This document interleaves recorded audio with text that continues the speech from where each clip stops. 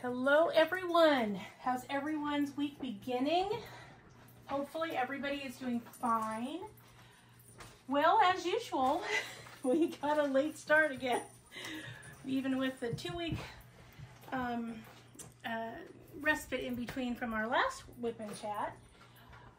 But honestly, it was my fault. If I hadn't been doing the event this month, I probably would have been on schedule. At least I'm gonna blame it on that, so there you go. But you know, we hope that all of you guys are doing really, really well. And that autumn is with you whatever part of the country you're in. We are still sizzling over here. We've had an awful heat wave here in California. This is actually the last day it's supposed to be this bad. 3 days ago was 110, and it was 107. Today was 101. So tomorrow, going lower and lower and lower. So, whoo, we hope that heat wave is over, because wow. Anyway, but we hope everybody else is getting to enjoy this beautiful fall weather, something with pumpkin spice in it, you know, something with apple cider, whatever your guilty pleasure of choice happens to be. We hope you're getting lots of it. We are doing okay. We are eager for fall weather. Oh, ways I can't even tell you. Her more than anybody. Oh gosh, yes, because I'm not a heat person, not at all. So yeah, I was ready to say goodbye to summer when it got here, so you can imagine. Yeah, housekeeping things. Hopefully, those of you that are in the September event, Change of Seasons, I hope that everybody is having a wonderful time and really enjoying their canvases. The end of next week, I will be starting to ask you to please forward your progress pics so that we can have our own little WIP parade and we can see who's doing what to whom and how often and get all that taken care of. So be thinking about that. By next Friday, probably I will be asking you all for a progress pic on your canvas, see how you're doing. And if you run into any trouble, I know I did get a couple of you did send me an email, thank you for doing that, where you've had to either add a canvas or you've had to change canvases for a variety of reasons. That's fine. Thank you for forwarding the canvases. I do have the original pre-start photos now, so that's perfect. Go ahead and add your new one on, and we will go from there. So, at the end of the month, when we finish this event, we will decide as a community whether or not we want to do a final WIP parade. It's fine with me if you don't want to, or if you haven't finished, or you didn't really enjoy the canvas, you don't really want it to be in the WIP parade, totally fine. If there's only a few people that do, I will just add them to the end of the conclusion video, kind of like they were just photos, okay? So we can do that, or we can, you know, maybe do a full-fledged WIP parade. We'll see how many people are interested. I hope all of you are still enjoying the event. Week 1 winners, you should either have or are about to have your prizes that were sent out to you. I have emailed the tracking information to both the round 1 and round 2 winners. So you should be able to be keeping track of yours. If you don't receive it or you encounter a problem, let me know, especially if it says it's been delivered and you don't have it. That would be something I definitely need to know sooner rather than later. Also, the Designer Dragons event in January. You can sign up anytime between now and December 20th. Okay? December 20th is going to be the cutoff. One, because I want to get everything ready to roll and be able to start hitting the floor on January 1st, because I am on vacation from December 25th to January 1st. So I need to use from the 20th to the 25th to get everything ready to roll so I don't have it hanging over my head when I get back, okay?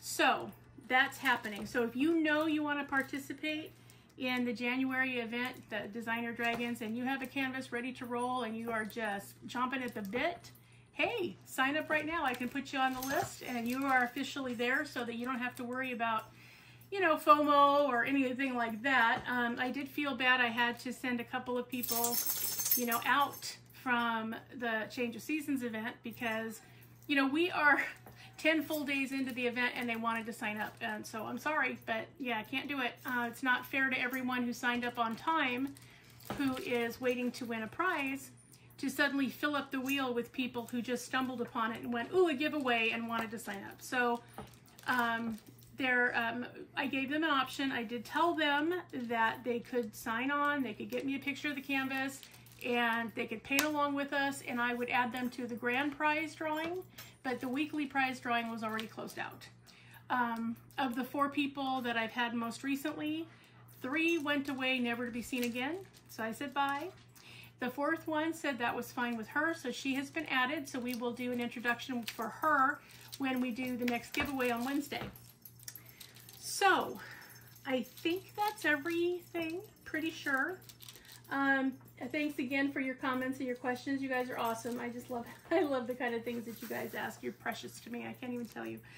So, that's where we are. If you have any feedback that you would like to provide about the event, you're enjoying it, you're not enjoying it, whatever the case may be, feel free to leave them here or in the next prize giveaway, whichever. I do want to thank you all. You've been so gracious to each other in the comment section, and I just appreciate it. See, I already knew you guys were the best. I brag about you guys all the time. So I know that you guys are the most awesome subs on the tube. But I love it when I'm proven right. It's so fantastic. Not only were you guys great to all the winners by congratulating them, but you've also been great to one another. You know, you've put in there where you are from. You also helped out some of the new people that had questions. I mean, you guys are just awesome. I just love the whole pack of you. I'd put you all in a tour bus and tour the country if I could do it. So there you go. So we will proceed with this. We are, of course, working on our little canvas, which we have been working on now for 16 weeks, you guys. This is our 16th WIP N Chat. So for 4 months, we've been doing this. Now, admittedly, we only work on this canvas during our WIP N Chats. So had we been working on it more steadily, I'm sure we would have been finished a long time ago. But I'm actually enjoying the fact that it's taken a minute. I kind of like that. So, yeah. All good. We are just going to keep on rolling along. So, anything you'd like to start out with, Neil? Just wanted to say hello to everybody. And, you know, my canvas is that Christmas truck. And talk about for the event. Yeah. And it's the first, was it Maker's Mark? Make Mark? Oh, Make Market. Mm-hmm. Yeah. Canvas that I've done, and I'm really impressed with the quality of the canvas and the drills. Very, very little trash, and the drills are very sparkly, and it's coming out great. So I just wanted to make that comment. Yeah, you know, I have quite a few Make Market, but I've actually only completed 2 of them. But I also feel like the canvas and the drills are really a nice quality. And the fact that you can just go to Michael's and use your coupon and get 40% off of any of the canvases hanging there, I think it's fantastic. It would be hard to get that quality in some other manner, and you probably would not be able to use a coupon when you found it. So, so yeah, if you've been wondering about the quality of the Make Market canvases, I'm gonna recommend you get one and give it a try, because we've been very pleased with it. And you know, I've done canvases from just everywhere, you guys. So it takes kind of a lot to make me kind of stop and go, wow. But I did, I stopped and I wowed. So, don't be afraid. Go ahead and do that. I think are we ready for the question and answer period? No. As if you have a choice, you silly man. Okay. All right. So it seems, 2705, it's so precious. She wrote, instead of diamond painting Slayers, I think I like DP Slayers better. Yeah, I like that too. You're right about that one, so it seems. It just sounds better to me. Tell Neil hello for me, please. I enjoy when the two of you work diamond painting together. He seems like a sweetie. Well, how precious is that? You don't know me very well, do you? He can be a sweetie, but remember, he's retired military police. He has an edge. Let's just say that. Of course, my edge is actually sharper, so that's okay. We get along. So thank you for your comment, so it seems. Also, I received those beautiful pens that you sent today. Oh my God, are they gorgeous. I'm going to be doing an unboxing. Everybody get ready to see some fantastic pens because they are so cool. Okay, so that's coming up. Master of Jedi. Hey, Donna. Hey, across the pond. How are you? She says, hey guys, lovely video again. Ooh, an RV. Me and my hubby would love one of those. Just driving on the open road. How cool is that? I know, right? It really would be. Do you believe in reincarnation, Neil? I'm skeptical. Now, is that a church-based answer, or is that just Neil thought about it and that's the answer he came up with? No, that's a me thought about it. Okay. Do you want to add to that, or you just want to leave that as your answer? Well, you know, I've heard stories about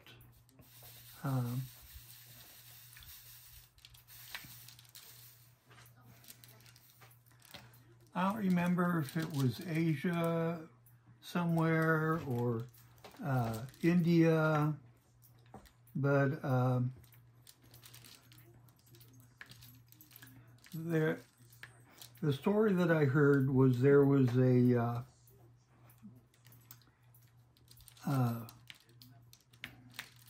I think he was some kind of holy man, let's put it that way, that passed away in his 80s, I guess, and they believed in reincarnation, and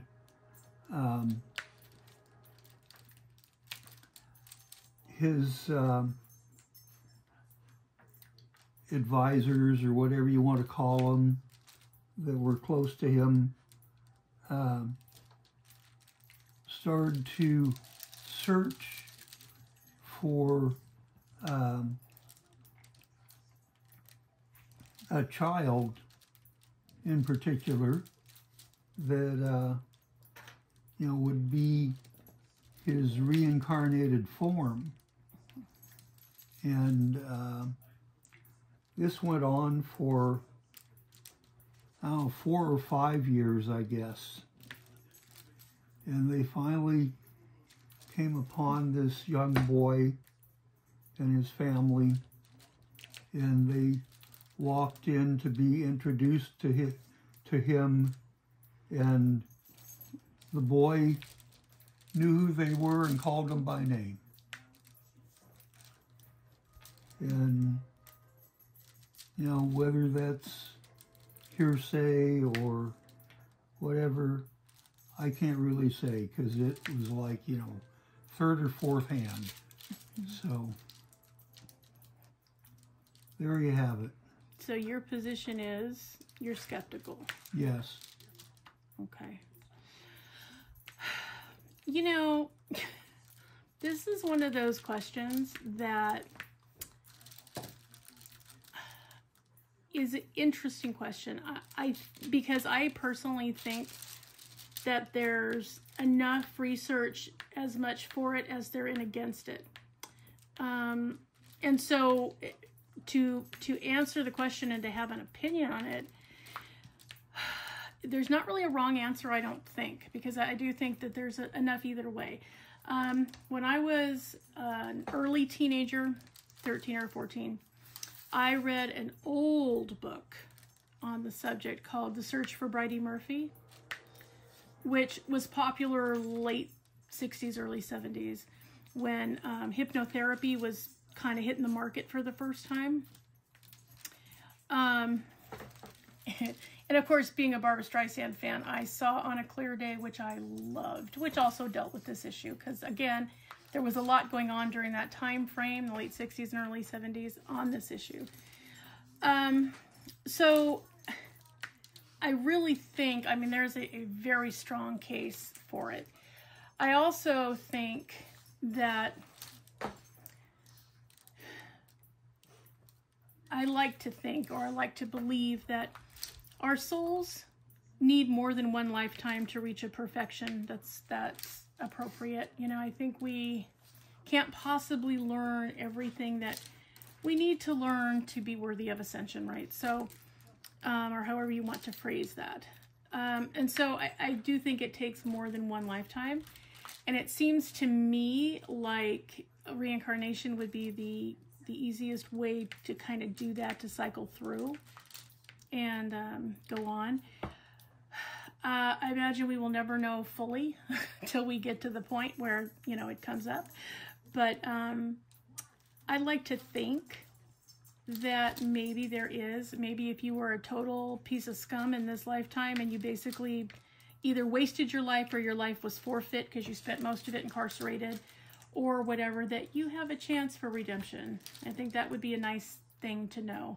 And so, you know, I like to also think we have some control over it. I mean, if you get there and you find out it's your 25th time and you're just done, then you should be able to be done. I don't want anybody to be forced back into life. Life is hard, you know?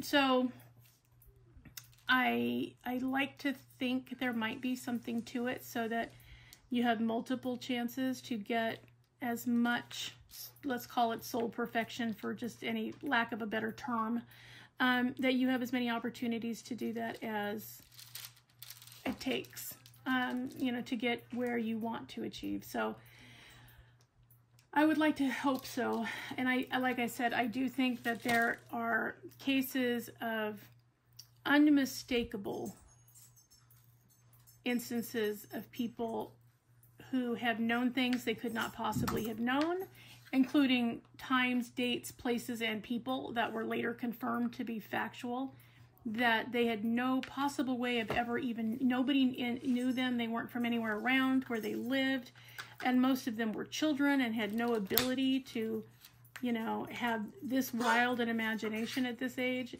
So I really do hope that, you know, that helps. Now, are there a lot of charlatans? Oh, absolutely. Absolutely. But, you know, and I know that people have been kind of duped by quote unquote faith healers and whatnot, but there are just as many people that will swear by a faith healer. So let's just say, for the sake of having an open mind, because I think that's an important thing, if you have a closed mind, you're gonna have to be happy living in a tiny bubble because that's all you're gonna get to experience. So for the sake of having an open mind, I'd like to say I believe in the possibility of reincarnation. So that's kind of, I think, all I can say about that without getting into trouble.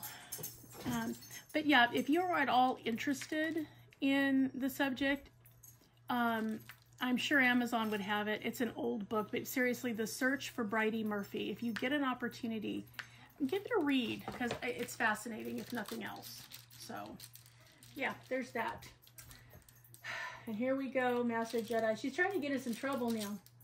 Yeah. Because now she wants to know, if you had to go back in time to save a loved one, would you do it, but at a cost to someone else?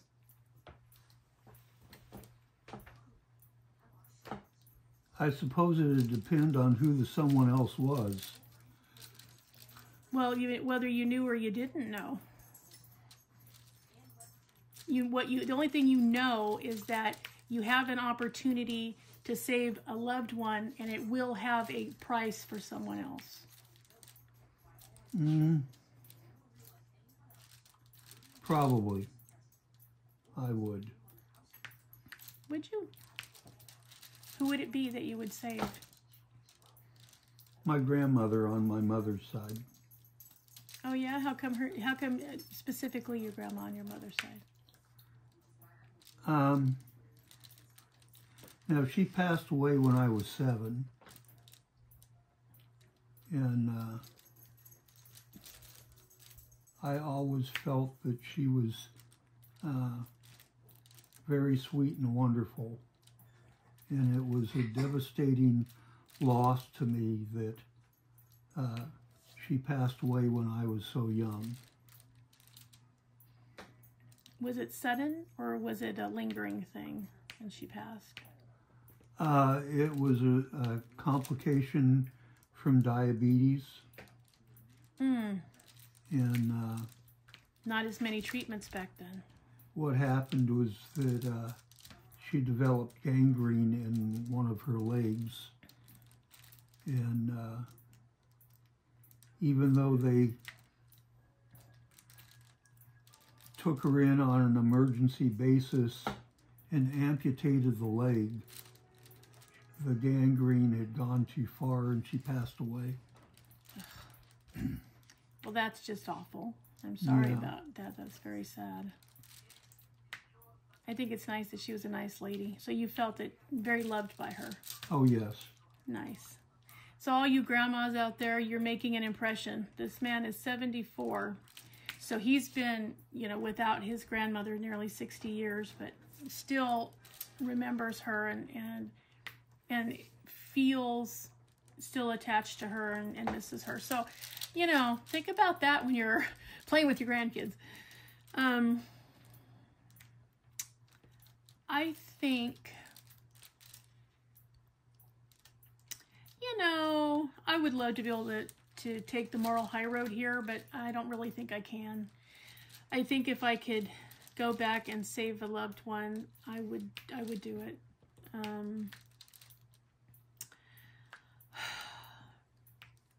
Probably my mom. I think that the world is a worse place without her in it. She was kind of amazing. One of those one of a kind people that you hope to run up against, and you rarely do, but she was one of them. And so brilliant, beautiful, always tempered justice with mercy. Always realized that you can't have everything black and white when you deal with people, because people are a gray area. And so, yeah, she was just a great human being. She knew that she had to survive a childhood that was, fairly toxic due to the substance abuse of one of her parents. And so she was determined that her kids would not suffer the consequence of that. She was mostly successful. Obviously, we did suffer a little bit because our mother was affected by it.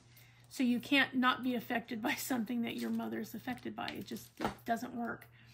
But she did a fantastic job to make sure that it didn't repeat, that we did not have to live under that same, I'm going to call it oppression, because when you have to walk on eggshells all your life growing up, it's oppressive.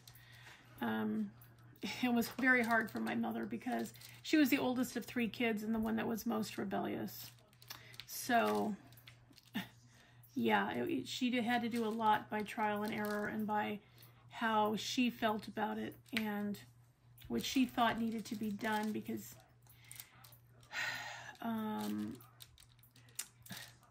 it was a typical, one drank, the other enabled. That's just kind of how it worked back then.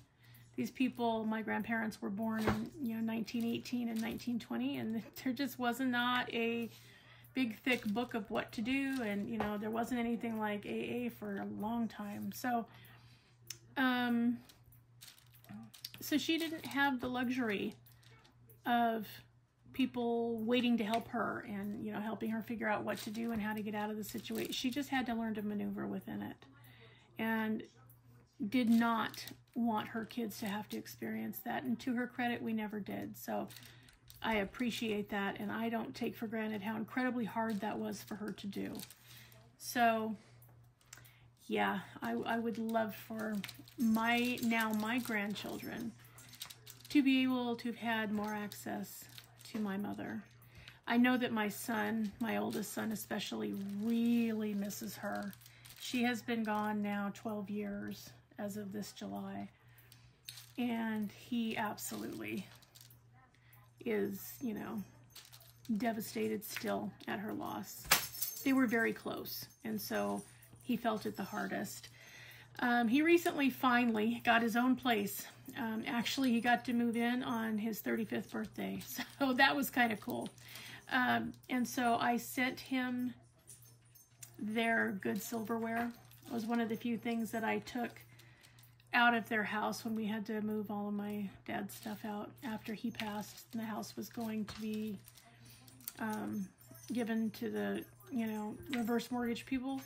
And we just couldn't take everything that we would like to have taken. But we had had so many, you know, family traditions and holidays where that silverware sat on the table that, you know, I couldn't leave it there. So I took it with me.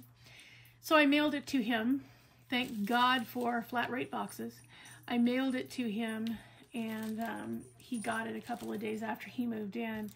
And oh, he loved it. It just made it perfect for him, because, you know, he you know, says that he thinks about them, you know, when he uses it, and you know, thinks about all the holidays we had together, you know, things that are important. So yes, you know, I was happy to move that on to him, and there are some things that I have kept here that I will give to him at some point, that are just not practical to mail. But at some point I will make sure he gets them as well. And, you know, and there's a couple of things for my middle son and a couple of things for my youngest son. So there will be, you know, parts of their grandparents' life, you know, that they got to be a part of and experience for each of them, that they can share then with their families. So yes. So I'd like to say that, oh my gosh, no, I would never do, you know, something like that. But guys, I'm 90% sure that'd be a lie, and I'm just not gonna lie to you guys. So there you go. Let's see. Thank you for those questions, Jedi Master. Then we have our friend Ray, Sugar Ray Crafts. What would we do without you, Ray? You keep our questions going, thank goodness. Otherwise, you know, we have to improvise, and nobody wants that. Okay, so first thing she says, you know, first of all, hi Ray. Okay, so she says that our last WIP N Chat was a great WIP N Chat. Thank you, Ray. Would you rather be famous for your intelligence or for your talents? I think we had that one before. Mm-hmm. Let's see. Let's see.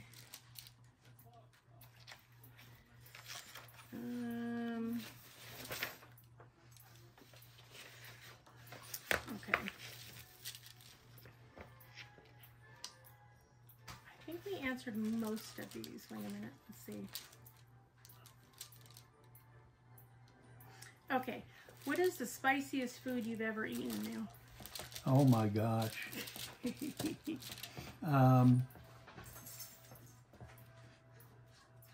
When Wendy and I were getting together, we went to a Thai restaurant. Where neither of us had ever gone to Thai restaurant before. Right. And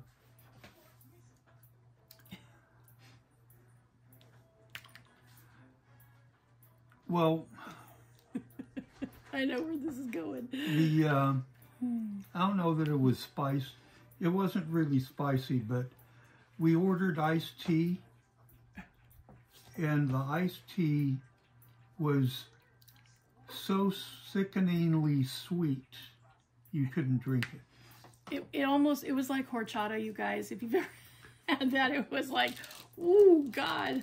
It was really, both of us took one sip and almost choked to death. We just couldn't believe it. That was But something. as far as spicy goes, I think the spiciest thing that I have ever eaten is kimchi, which is a Korean, I don't know, appetizer, I guess you'd call it. I don't know. Made with cabbage or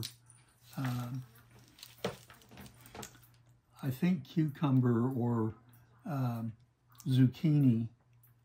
And oh my God, that was spicy beyond belief.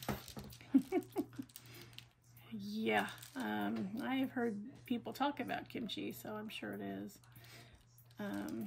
I tend to stay away from spicy food because I don't, number one, I don't want it to hurt my stomach, and it certainly could. And number two, I don't find it enjoyable to burn out my mouth or my stomach or my throat. To me, that does not, and it does not enhance my eating pleasure, okay? I like a tangier sauce, you know, like I like a good red enchilada sauce that's only like medium heat and not real spicy. But I think this probably the spiciest thing I had ever eaten, and it's kind of my fault because it was Mongolian beef, and you know they put those tiny little really hot peppers in there, and I usually try to remove the peppers and then you know I just let them sit in there to flavor the meat, and then I remove them before I actually take a bite. Well, I missed one, and oh my God, that got into my mouth, and you guys, oh man.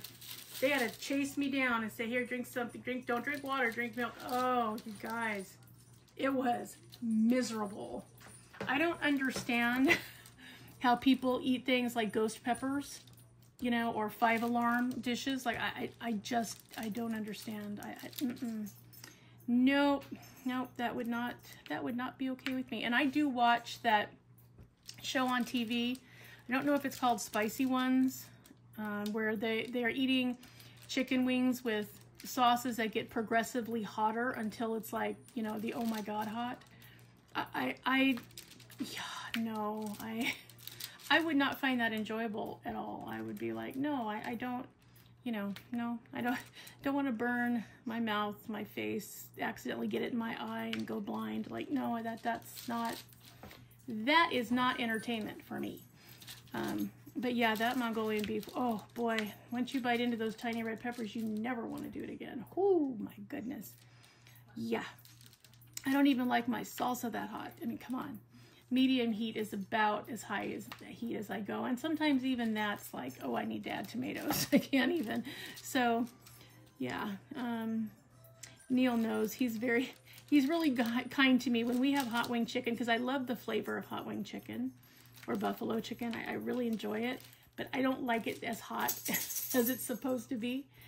So he makes sure to dilute it down a little bit so it doesn't hurt me when we eat, which I appreciate because then I get the flavor without the pain.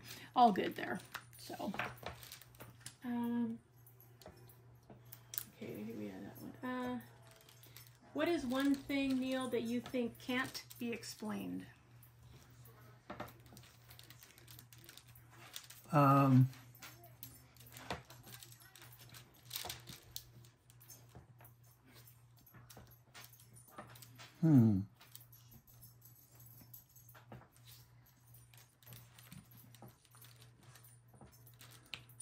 parting of the Red Sea that was allegedly done by Moses. You think that can't be explained? Well, I've heard different theories, but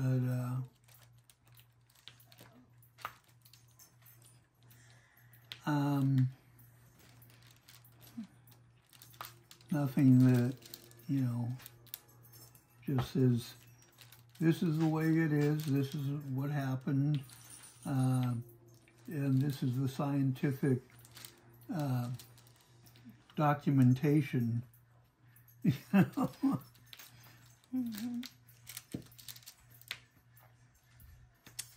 Okay, well,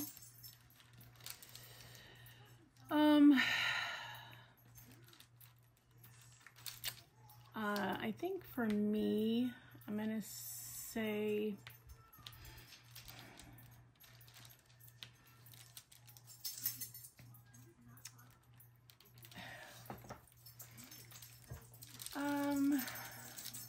can't be explained.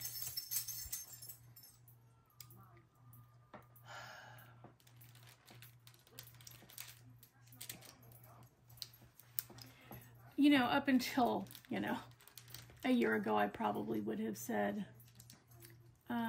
there is no argument to conclusively say that there are no aliens, you know, in this galaxy with us. However, and this tells you how messed up we are as a society right now, they told us not that long ago that yes, in fact, they do have proof of alien life, and it just left the news because there's just so much crazy news that it just didn't stay out there. That would have been front page for weeks a few years, you know, a decade or so ago. It would not have just faded into obscurity. It would have been here. So to me, that was, you know, kind of interesting. But so now that's apparently been proven one way or another that there is in fact life in here with us, which really we should have accepted and believed all along, because how arrogant are people that we have to take a look at this vast universe, one universe in a galaxy and universes, and go, yeah, we're the only ones here. I mean, that's just not even rational. But, you know, I think people answer sometimes a lot of stuff out of fear. They don't want something to be true, therefore it's not. Which, again, there goes the open-mindedness. Then it's like, ugh, you know, please, people, don't close your mind. Keep your mind open. So, I think what I would say now, I think reincarnation does not have an explanation. Because for the people that, you know, start talking in another language that don't know that language, or, you know, can recite situations that are later proven to be accurate from 200 years ago, you know, I just, I don't feel there's an adequate explanation to confirm or deny it. I think we have to continue to puzzle with it until, you know, we get some kind of definitive proof. Yeah, I think I would go with that, since that was a spur of the moment. I didn't really have a chance to think long and hard about that, but I'm going to go with that.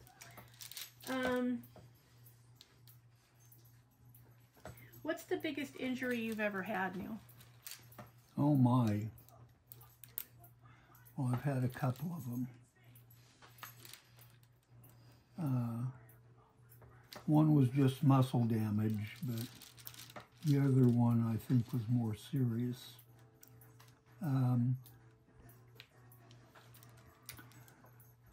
When I was 17, a good friend of mine and myself went out in the Mojave Desert to climb a mountain.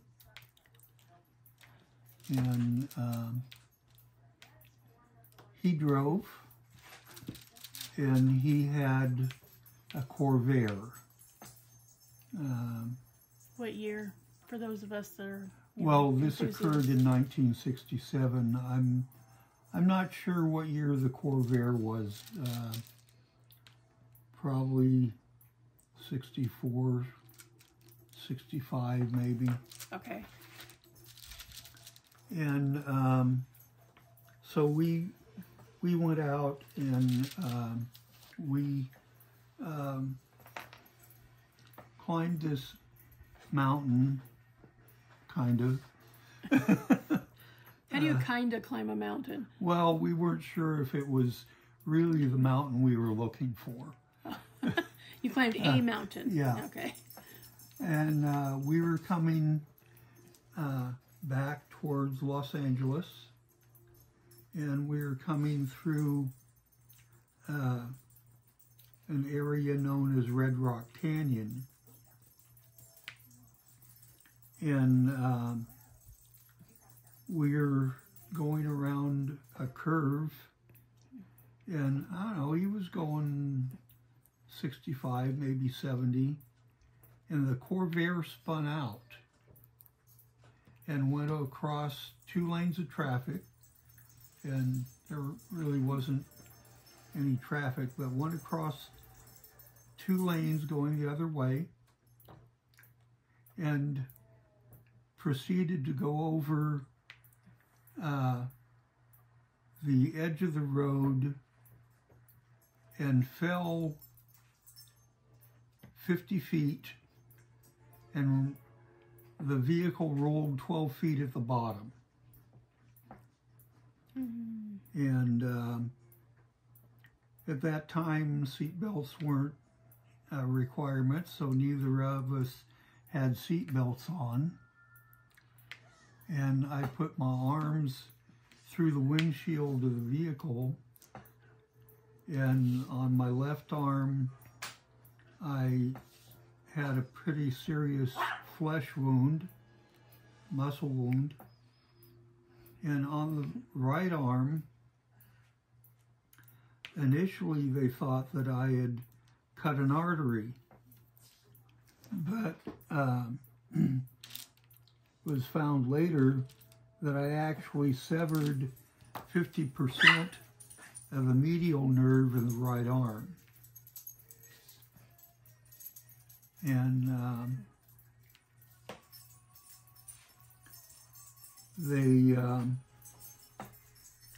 it took an hour for the ambulance to get there from Tehachapi.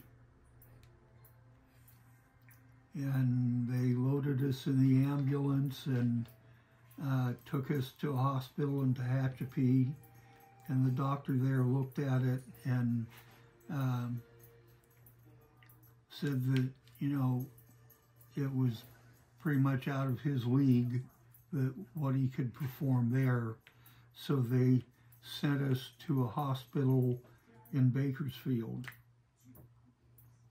And that's where it was found that the nerve was severed. And the doctor sewed the nerve back together. And I was in a brace for my right arm, where I had to keep it bent at the elbow for about 6 weeks. And then they finally removed the brace, and I had to have all kinds of nerve conduction tests done for, I don't know, several months anyway. And I have feeling back in my hand now, because I lost feeling in part of the fingers in my hand and part of my palm in my right hand. But that took 30 years or so to recover. I'm surprised they let you in the military. Did they know? Oh yeah, I told them. But, you know, at that time, during Vietnam, they weren't that picky. I understand. Okay. And it didn't have any problem, you didn't give you any issue with firearms or anything like that? No.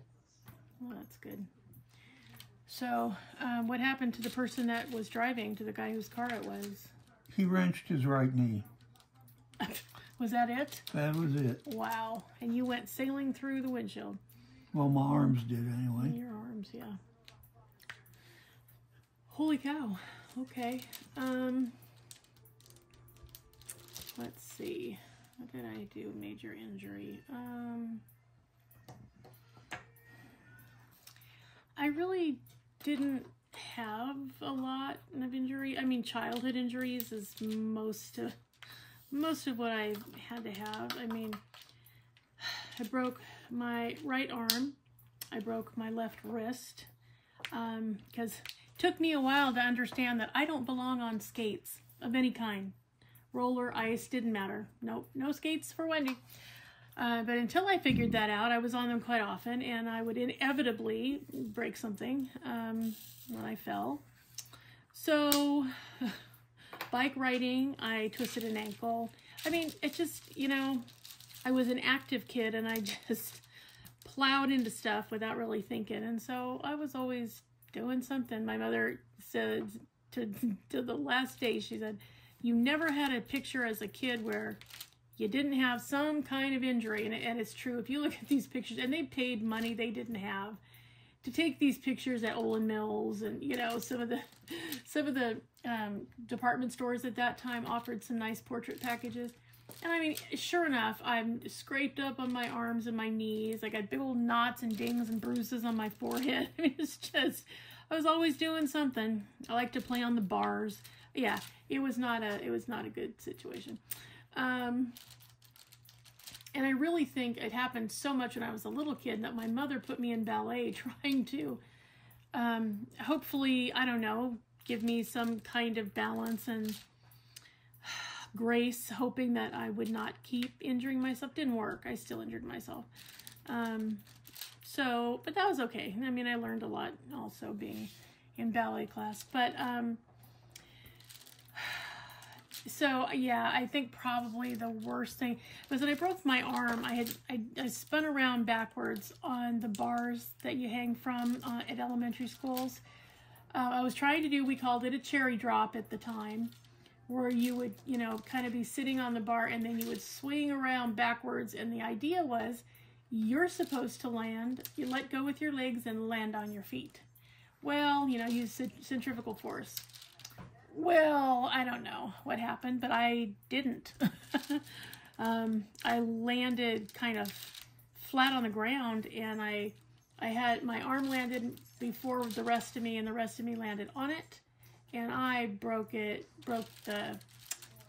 my forearm and the bone that goes up to my shoulder.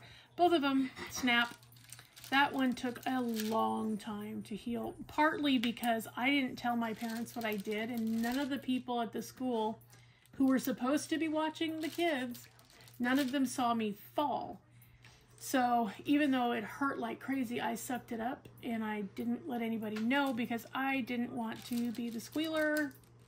And everybody else, you know, when they said, oh, we'll go get help. No, I don't want you to get help. Just help me back to the classroom. Because I was 10. I think I was in 4th grade. And so, and I was new at the school as a 4th grader. And my teacher just was a man, and I knew it was going to be a thing. And I didn't want to hear it, and I didn't want to lecture, and, you know, all of that. And I was trying so hard to fit in because I was a round kid, and I wore glasses, and I had freckles, and, you know, I was getting more than enough bullying, and I just didn't want to give them a reason to do more. So I just asked the kids not to say anything, and they didn't. So what ended up happening is I walked around with my arm broken in 2 places for several days. And then the 3rd or 4th day, I was at home, and my mother, and I was kind of favoring it, but, you know, not too obviously for everyone else. But, I mean, if you'd really been watching, you would have noticed, but nobody was. And so she went to hand me my dinner plate. Without thinking about it, I grabbed for it with the arm that was broken, and my whole arm just collapsed, and it fell onto the floor. And after she got through yelling at me for dropping my plate on the floor, she said, why did you do that? And I finally told her, because it hurts. What do you mean it hurts? It hurts. And, you know, after, she said, well, what happened? So I told her, well, when did you do that? The day after the weekend, Monday. Monday, this is Thursday, or Friday, whatever day it was. Hello. And I said, she goes, well, what did your teacher say? I said, I didn't tell her. And then she yelled at me again. But, you know, it's like, that's what happens when you're 10. You are not the best with, you know, making decisions all the time. So she told my dad, look, I think we need to take her to the hospital and get an x-ray, because no urgent care at that time. If you had to go, you went to the emergency room. and you saw a doctor there. So, so we I got would still there. rather go to an emergency room. Yes, I know. Me Urgent too. care. Me too. So we got down there, and fortunately the doctor was really, really nice and adorable, which made it even better for my 10-year-old self. And, you know, he talked to me about what happened, and, you know, my mom told him I'd dropped the plate, and I told him I'd heard it at school doing a cherry drop, and then, of course, he said, what's a cherry drop? And then I had to try to explain it. That was a whole nother thing. So he took the x-ray. He said, let's just do the whole arm from the shoulder on down to the fingertips, and so they did. So, yep, I had a nice clean break in both bones in my arm. Then I had quite a fascinating looking cast. Of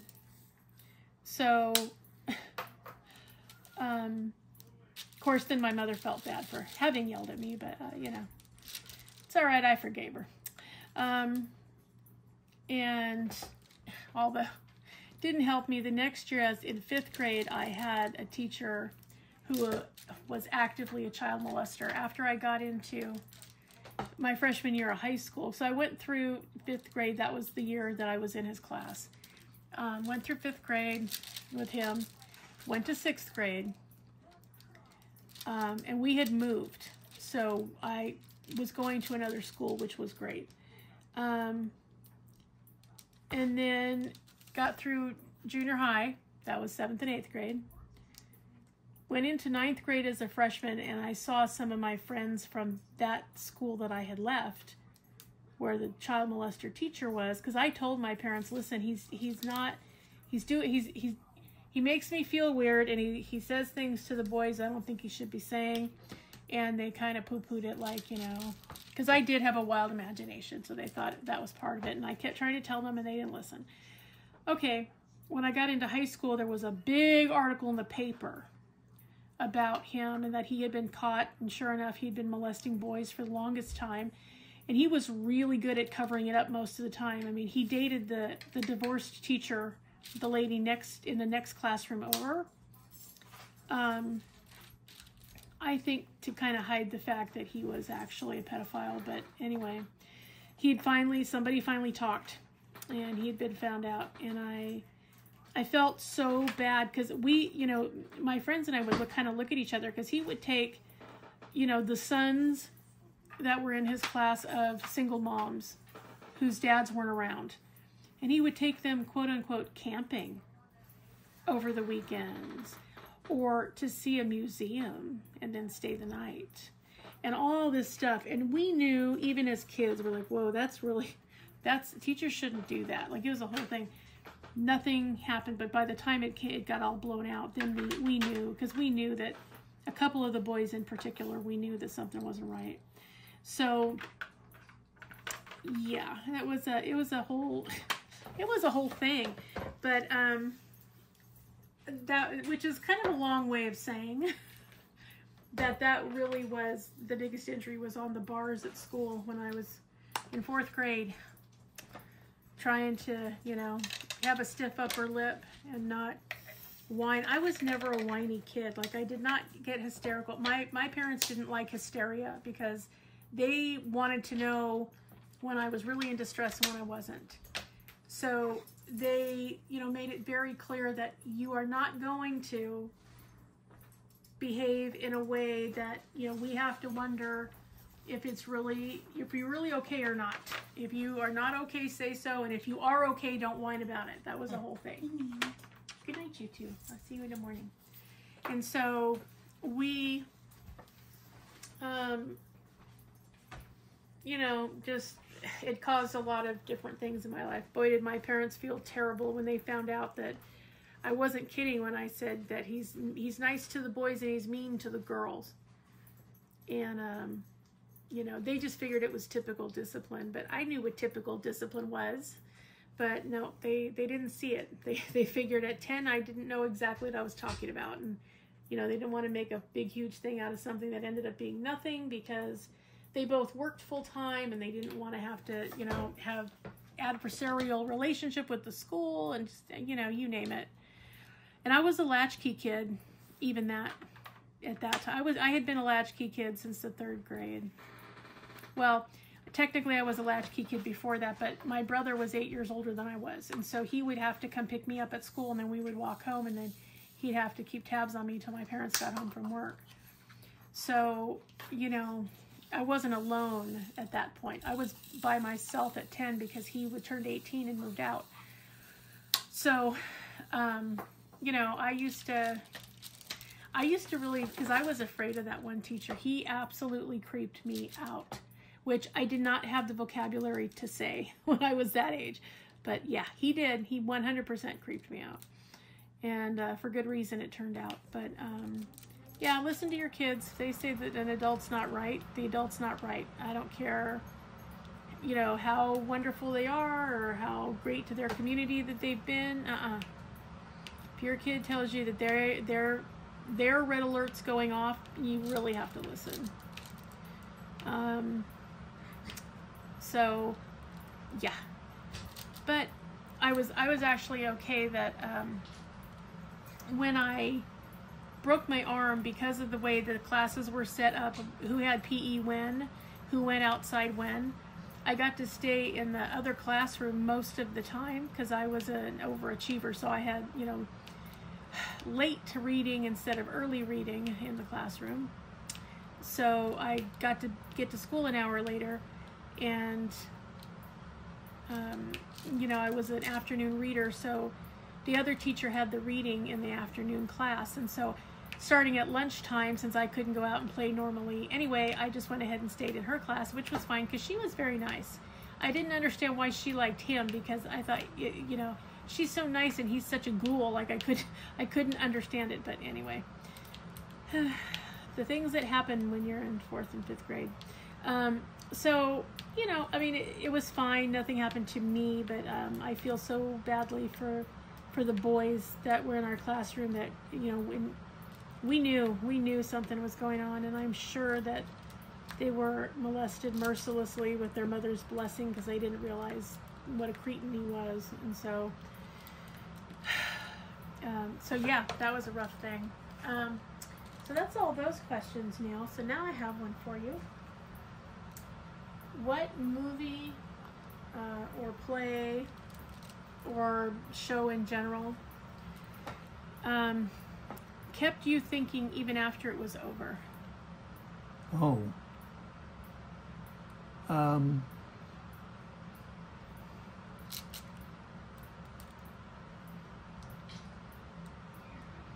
Well, the first one that I can think of is Raiders of the Lost Ark. That's a good one. What made you think about that one after it was over? Because there were so many twists and turns in it, and I'd been playing D&D for a while, and it was just intriguing. D&D is Dungeons and Dragons, for those of you that don't know. Yeah, that was a good one. I liked that show. Yeah. I think for me, the first time I saw the Da Vinci Code, I loved it. I was spellbound because I was thinking, wow, you know, this is really something, because I thought, I can't believe that churches allowed people to see this, because it really kind of throws what you think you know a little bit into oblivion. And I love a movie, and it doesn't happen to me that often. I love a movie that I cannot figure out in the first 5 minutes. And that one is one of those, you know, it's based on a mystery, and it's, you know, double entendre of words, and, you know, and history, and the whole thing. I loved it. Dan Brown is great at writing books that kind of leave you guessing, and just when you think, oh, you've got it figured out, and you find out you do not have it figured out. Those are my favorite kind of movies. I hate to pay the exorbitant price now to go into a movie theater and already know 5 minutes in exactly who did it, what's going to happen, and how it's going to show. To me, that was a waste of time. So I like it when I can go and, you know, go and see a movie and just really enjoy it for just the mystery that it is. Didn't have a lot of blood and guts, didn't have a lot of, you know, not a lot of killing. And I mean, a couple of people died, but it was not like, you know, it's a blitz attack, everybody's dead. Like, that wasn't that kind of a thing. So, so yeah, I think that was the one for me. I still enjoy it. I watch it over and over again, even though I know it, because each time I watch it, and that's another thing I like about it, each time I watch it, I get something else that I missed the last time, you know, like, oh, I didn't notice that that person was over there in that area. Huh, I'll be darned. You know, if I had noticed that, I would have gotten a clue what was coming next, but I didn't notice that.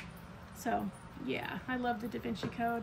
I like most of Dan Brown's books. Some I liked more than others. I was not that big a fan of Angels and Demons, which, as someone who loves fantasy, you know, canvases, fantasy artwork, stories, movies, I did not care for that one. I didn't like the connotation behind it, and I just, you know, the despicable evil part I could do without. But anyway, yeah, I really liked it. Do you have anything you want to ask? You can get a question in there too if you want. No, I'm good, and we have spent our hour. Well, look at that, you guys. Right in the midst of everything, we used up a whole hour of your time. Well, thank you guys for joining us. We really appreciate it. I am going to have some more videos this week. I was lucky enough that I snagged one more canvas at Raven Art. I wasn't planning to, you guys, I swear to God, but they had a dragon, I had to buy it. So there's going to be an unboxing from Raven. There's going to be brand new pens from So It Seems, and they're, oh, you guys, they're beautiful. You're gonna love them. And there might also be a Temu order, depending on how quickly the post works. So yeah, there will be a couple of things on the channel, so be on the lookout. And of course, Wednesday is going to be our next round of prize winners. It will be week 2, round 1. Friday will be week 2, round 2, and there will be 5 more winners. So yeah, and I will be letting you know which canvases from round 2, week 1 are not available any longer. I'll let you know which ones that were selected already, so you can take them off of your list and stay as current as you can, because that will save us all kinds of time, and you know, you're more likely to get the one that you want if you know, if you have it and you're ready and you know. So we will go there. Other than that, I hope that all of you have a wonderful, wonderful rest of the week. Thank you for your patience getting this WIP N Chat out. That's so on us. That was my bad. But I really do appreciate you guys just standing by and knowing that we love you, and we're going to get to it as soon as we can. So yeah, have a wonderful week. And remember, always be a dragon. Spread your wings. Protect those you love. Have fiery passion in all things. Stay strong, slay your fears, and always fly high, rise up, and soar. All right, everybody. Have a good rest of your week, and we will see you in the next one. Bye, everyone.